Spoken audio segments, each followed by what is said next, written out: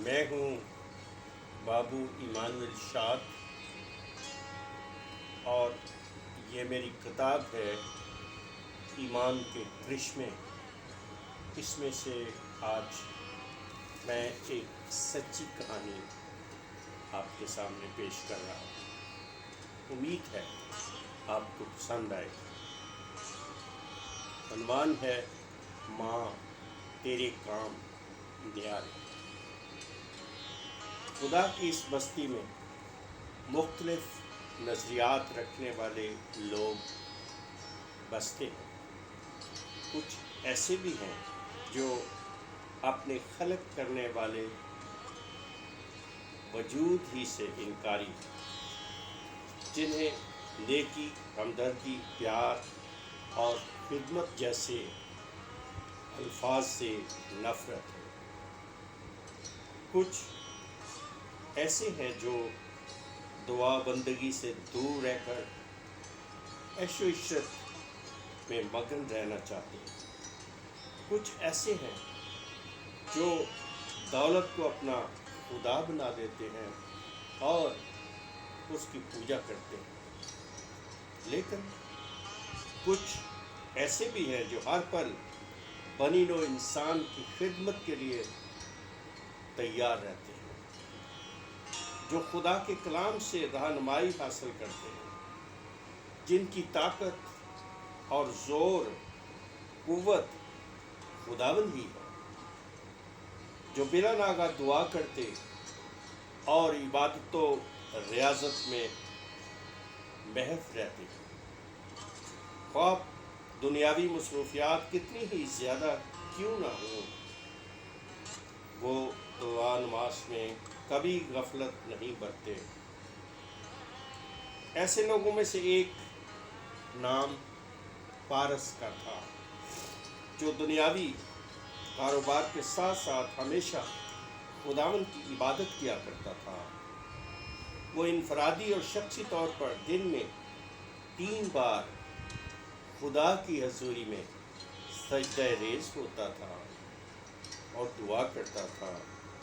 دیگر نمازوں کی ادائیگی کے علاوہ وہ باقاعدگی سے روزی بھی پڑھا کرتا تھا، اور روزی کی عبادت اسے مقدسہ مریم کے قریب لے آئی تھی۔ وہ مقدسہ ماں کا عقیدت مند بن گیا۔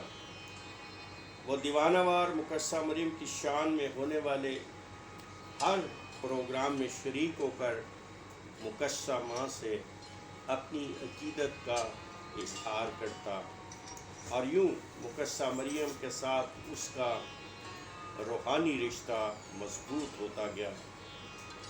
ایک روز اس نے سوچا کہ وہ مقدسہ ماں مریم کی زیارت کے لیے مریم آباد جایا کرے گا اور مقدسہ ماں کی پہاڑی کے سامنے روزری پڑھا کرے گا۔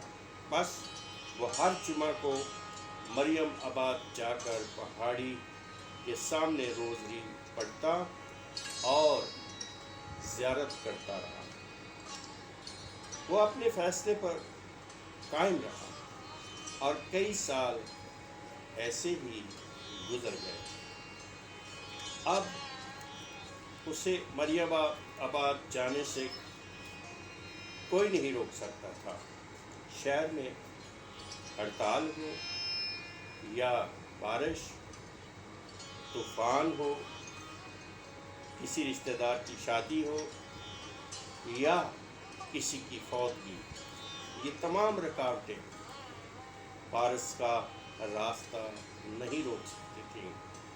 مقدسہ مریم کی پہاڑی کے سامنے روزری کے ویرد نے اسے ایک روحانی شخصیت بنا دیا تھا۔ ایک روز صبح سویرے اٹھا اور ریلوے اسٹیشن کے قریب پہنچا تاکہ بس پر سوار ہو کر مریم آباد روانہ ہو سکے۔ بس پر سوار ہوتے وقت اسے محسوس ہوا کہ کوئی قوت اسے روک رہی ہے۔ وہ بس پر سوار تو ہو گیا، لیکن دل بار بار کہہ رہا تھا اتر جا، پھر بھی وہ نہ چاہتے ہوئے بھی بس میں بیٹھا رہا۔ بس لاہور سے باہر نکلی، دوران سفر بس ایک سٹاپ پر رکی تو وہ تھوڑی سی چہل قدمی کے لیے بس سے نیچے اترا تو اس کی جوتی ٹوٹ گئی۔ وہ قریب ہی بیٹھے ہوئے ایک موچی کے پاس بیٹھ گیا اور اپنی جوتی دکھائی۔ موچی نے کہا تھوڑا وقت لگے گا، میرے پاس پہلے ہی بہت کام ہے۔ پارس پریشانی کی حالت میں بس ڈرائیور کے پاس گیا اور کہا کیا آپ تھوڑی دیر کے لیے انتظار کر سکتے ہیں؟ اس نے انکار کر دیا اور کہا بھائی صاحب آپ دوسری بس پر آ جائیں۔ بس چلی گئی اور وہ جوتی مرمت کروانے کی غرض سے موچی کے پاس بیٹھا تھا۔ وہ بہت پریشان تھا کہ آج ایسا کیوں ہو رہا ہے۔ تقریباً 1 گھنٹے کے بعد وہ دوسری بس پر سوار ہوا۔ یوں ہی بس فروخ آباد پہنچی تو لوگوں کا ایک بہت بڑا ہجوم سٹاپ پر کھڑا تھا اور لوگ حیران و پریشان ایک دوسرے سے کہہ رہے تھے بہت برا ہوا۔ فارس نے پوچھا بھائی صاحب یہاں کیا ہوا؟ آواز آئی ایکسیڈنٹ، کچھ لوگ مر گئے ہیں اور باقی ہسپتال میں داخل کرا دیے گئے ہیں۔ معلوم کرنے پر پتہ چلا کہ یہ وہی بس تھی جس پر سے اترنے کے لیے کوئی قوت پارس کو روک رہی تھی، اور جب وہ سوار ہوا تو خدا نے جوتی کے بہانے اتار لیا۔ پارس کو اب سمجھ آئی اور کہنے لگا یہ سچ ہے کہ خدا کی راہیں عجیب ہے۔ وہ حسب معمول مریم آباد پہنچا اور روزری پڑھتے ہوئے اپنا مخصوص وقت پہاڑی کے سامنے گزارا اور دعا کرتے ہوئے کہنے لگا واہ ماں تیرے کام نیاری، تو اپنے عقیدت مندوں کو خطروں سے بچا لیتی ہے۔ آج تو نے اپنے عقیدت مند کو موت کے منہ سے چھڑایا ہے اور اپنے قدموں میں لا کھڑا کیا ہے۔